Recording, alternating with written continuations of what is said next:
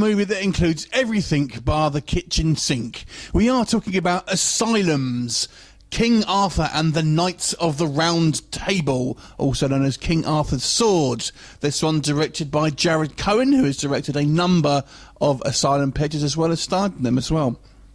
So, yeah, this one's got a somewhat of a large scope considering its small budget.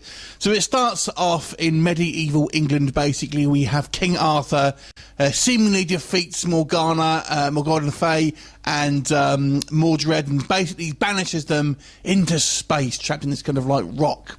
However, up to 1,500 years later, basically they return to Earth equipped with alien technology to try and destroy the descendants of King Arthur and his knights, basically, and claim the magical power of the Holy Grail and that kind of thing, basically to obviously take power for themselves. And it's up to the descendants of King Arthur and his men to try and stop them. It kind of plays a little bit like a Power Rangers film. It's quite a bizarre film, and definitely has that more of a Power Rangers feel than the King Arthur kind of legend, for definite.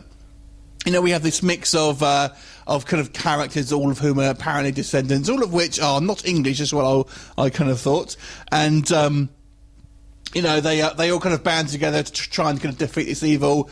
It's all set in, well, it's the majority of this movie is set in contemporary times in Thailand. So they're all kind of like martial art experts, stuff like that, basically. It's a real kind of hodgepodge of ideas, this film. It literally has got so much, yeah, we'll include that. I have to kind of give it some credit for being so kind of like out-the-box thinking in regards to bastardizing this story, basically. So it's definitely an interesting watch in a number of ways. Like I said, on the plus side, there's loads of ideas here. Do they all work? No. But, you know, I'll give credit where credit's due. There's quite a lot here, basically. I mean, within the first kind of 15 minutes, you've got medieval, you've got alien technology, you've kind of basically got massive time jump, you've got martial arts. It's all in there, basically.